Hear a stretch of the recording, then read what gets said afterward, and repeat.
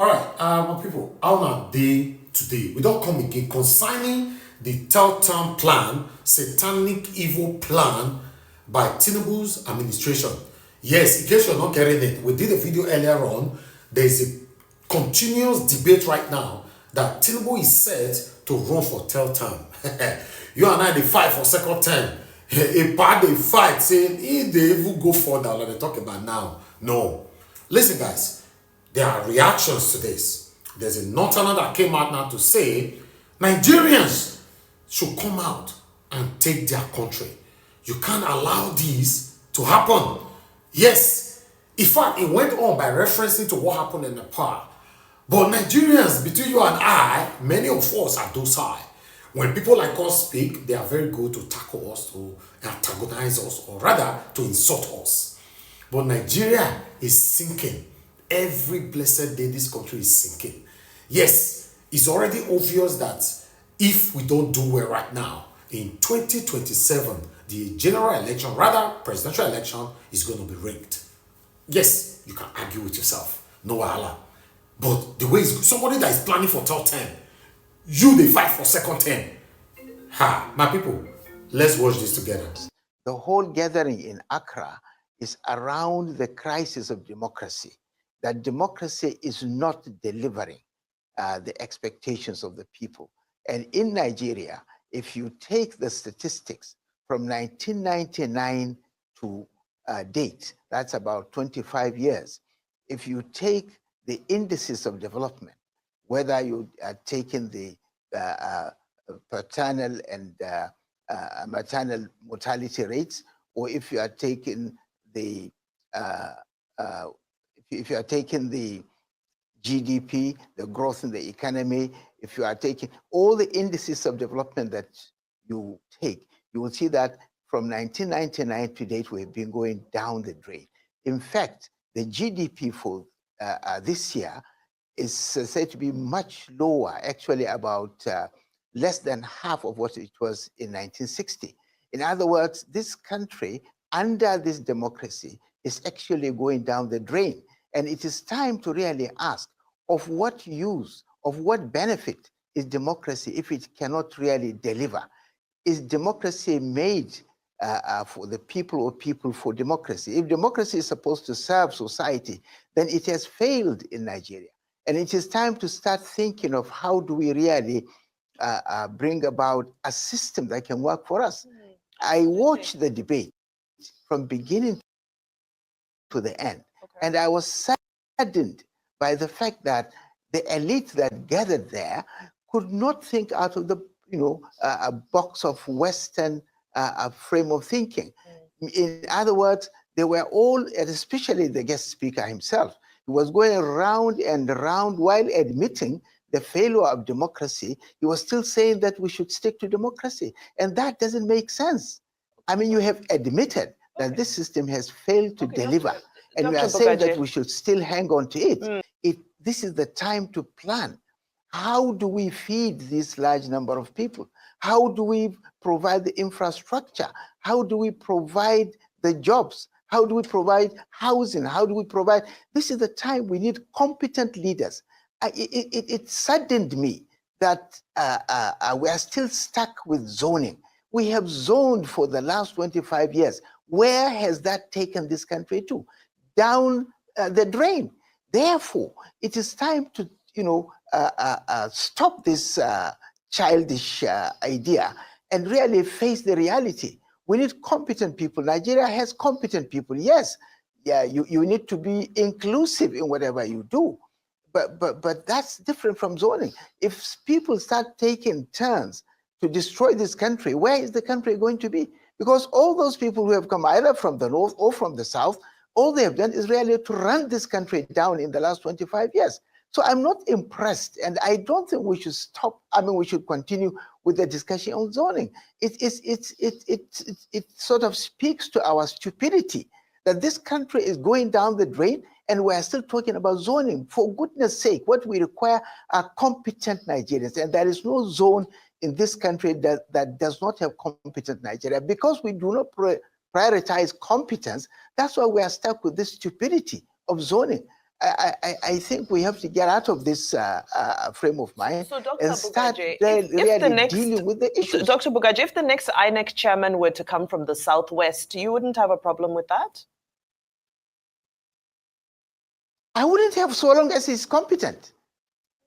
Okay. I wouldn't have any problem with anybody coming from anywhere, so long as he's competent. But you see, that also speaks to my first point. I don't think the president, and I don't mean this president, any president should have a hand in selecting the INEC chair. That's the point. And that's a fair point to come in, Dr. Bugaji, because I totally agree with you. Sometimes we don't agree on many things, but on that, I think any election that is being, we don't agree on many things, but any election that the president will participate in and he will be the one to bring in who will be the INEC chair, I think it's a sham election. It's just like a football club. I support Chelsea Football Club.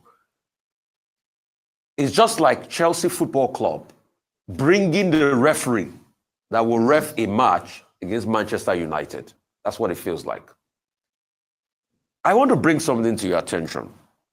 There's a Vanguard article on the 7th of September that says, bumpy road to 2024, politicians plot to rig INEC infiltrated and Tinubu shops for Yakubu's successor.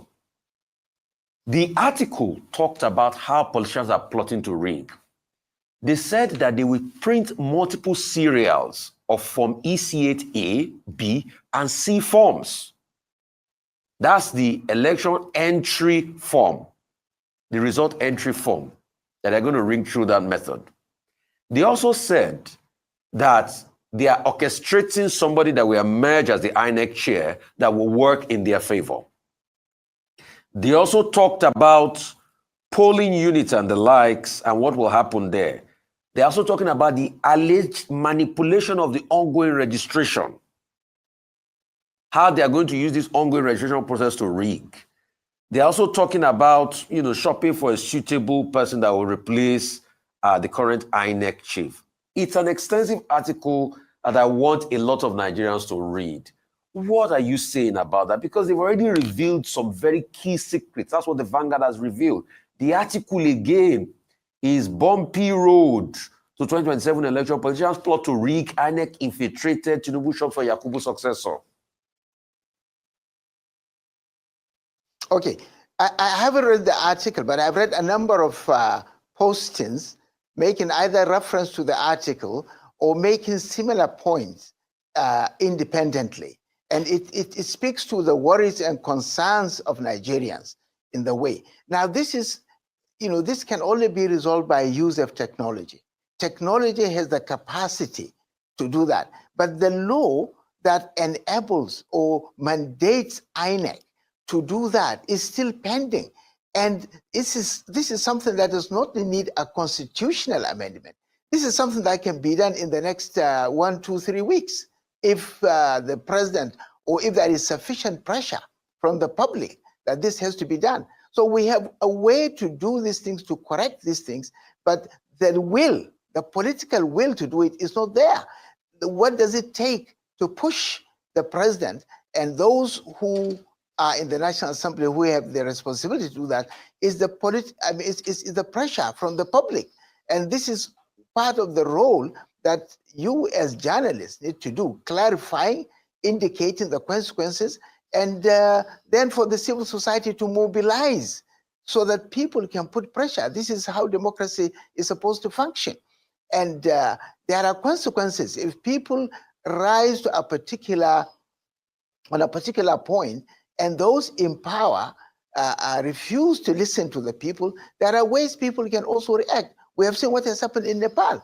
We have seen what is brewing and coming up, time and time again in Kenya. And there are other ways that other societies can react. You've been in this game for a very long time. What do you say to President Obasanjo saying he was not involved in third term? And I said maybe proxies were the ones looking for third term on his behalf. So, Ruben, I can confirm to you that Obasanjo looked for third term. He did everything that he could within his power to get third term. He failed to do so. Now, the fact that he did not take a telephone to make a particular call to anybody, or he did not put anything in writing on third term, is not sufficient evidence that he did not look for third term. It's just simply the style. It's a matter of style. But all of us in the National Assembly at that time knew beyond any doubt that he worked day and night. And many of us were threatened by his own agents. And there were people who suffered different type of harm. Dr. Bugaji, President Obasanjo threw a challenge in Ghana and said, whoever has any evidence to the contrary as to what he said should come out. You are the first to come out. You should expect a response from President Obasanjo because he may take you up. We'll see. And we'd love to see the evidence as well. Let him take me up. Absolutely. Let him take me up. Let him take me up. President Goodluck Jonathan declared that any leader who fails to perform should be voted out of office if proper elections are conducted. The former president was speaking at the 2025 Goodluck Jonathan Foundation Democracy Dialogue. He warned that democracy in Africa is going through a period of strain and risks collapse unless stakeholders come together to rethink and reform it. He described electoral manipulation as one of the biggest threats to democracy across the continent. The problem in Africa is our electoral system. People manipulate elections to be there by all means. If we are doing proper elections and if you are not doing well, people will vote you out. We may not even ask these questions. Because those who are not doing well, the population will vote them out. But in this case, people use government instruments to perpetuate themselves in power, even when the people don't want them. He's absolutely right. Meanwhile, former President Olusegun Obasanjo, during the event, denied allegations that he sought a third term, saying that if he wanted it, he would have gotten it. There are still some stupid Nigerians who still believe that I wanted a third term. I think I'm not a fool. If I wanted a third term, I know how to go about it. And there's no Nigerian, dead or alive, that will say, I call him, I told him I wanted a third term. None. And I keep telling them that, look, if I wanted to get debt relief, which is more difficult than getting a third term, and I got it. If I wanted a third time, I would have got it. But some people believe that unless they are there, nobody else. They will even tell you that they haven't got anybody else. And I believe that that is a sin against God. Wow. Let me take some reactions. This person wrote on X, it's comments like this that really makes one wonder. Obasanjo is telling us that to our face, that the entire institution of state could not stop his personal whim, even when it violated the Constitution.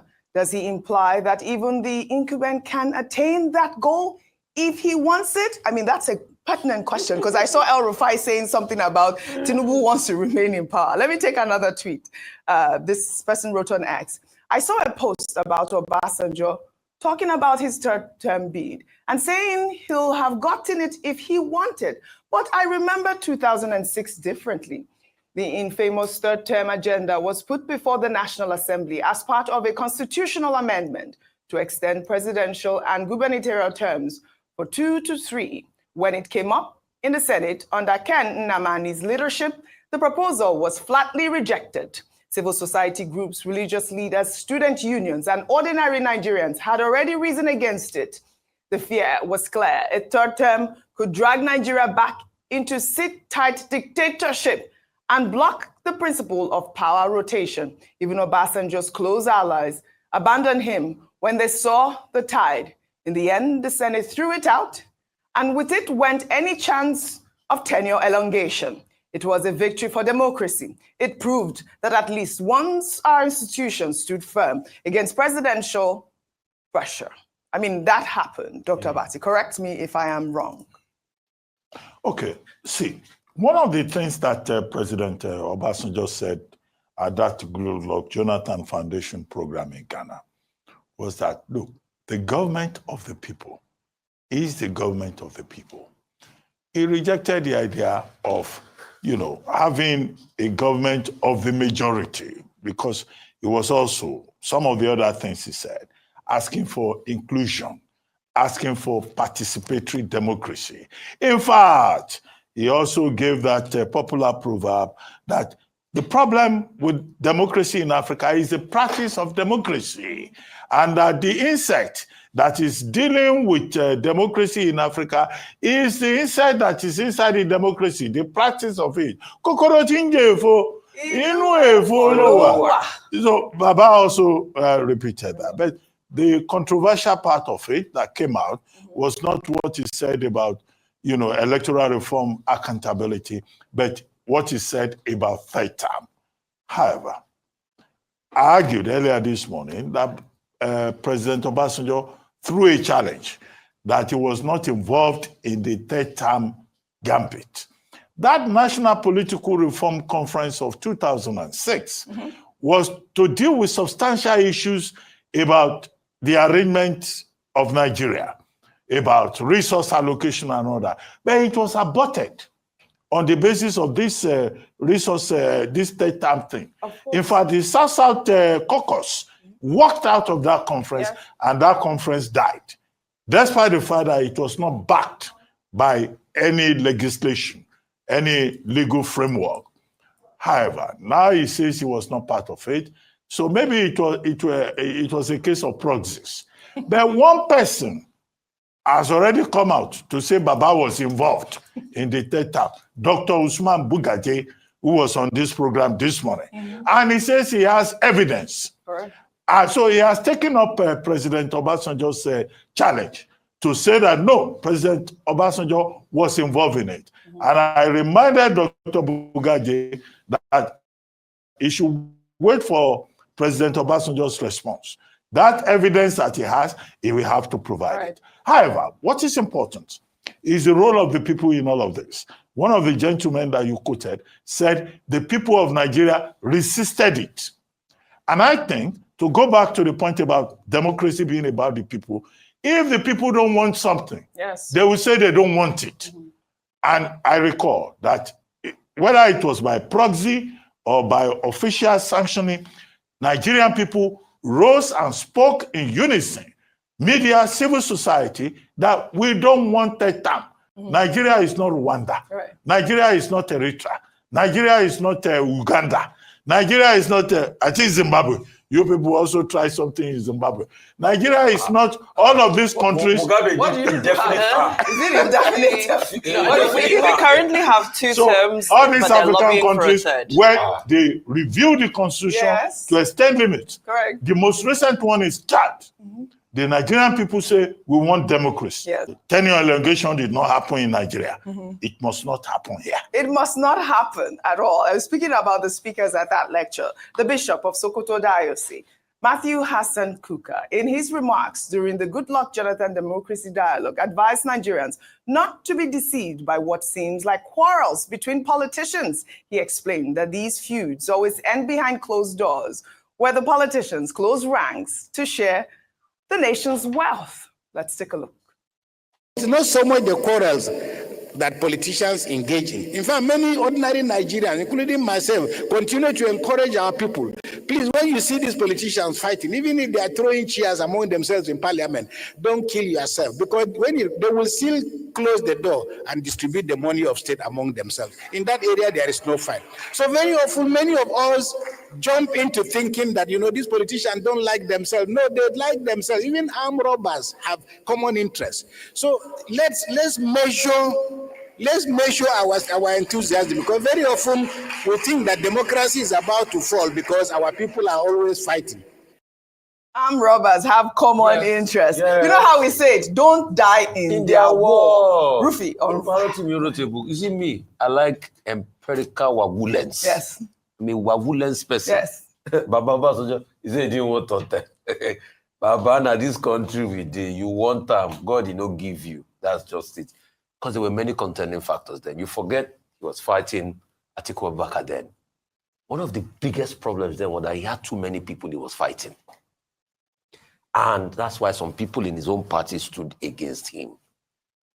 Let me read an excerpt of an empirical interview done by Farouk Aliyu. You have empirical facts? Oh, yes, from Vanguard newspaper, 2009. They asked him, were you part of those bribed for third term? He said, no, I'm not part of those. But he further said, supporters of the project were paid a minimum of 50 million each. Some were offered 250 million.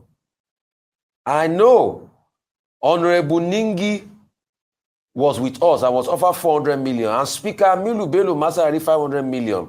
All the money was in cash, not in check, to support third-term agenda, but they all refused to collect the money. So the way President Obasanjo is saying it,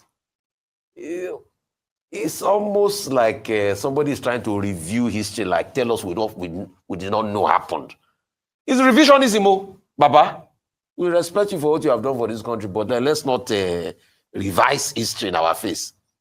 You wanted third term now, and he's saying if you wanted it. And how does debt relief have to do with third term? Please, President Obasanjo, with due respect, for the fact that you got debt relief, doesn't have anything to do with third term. That if you could got debt relief, you'll have gotten third term. There was a global zeitgeist to forgive Africa and other nations that were debt-ridden their debt at that point in time. There was a global zeitgeist because the Fed was going to reset this economy. But the debts they forgave those countries then, they've gone and taken more basic, people like Nigeria. So with due respect, don't revise history for us. Right. The move was there. Bugaji has confirmed it. Many more people will come out and confirm.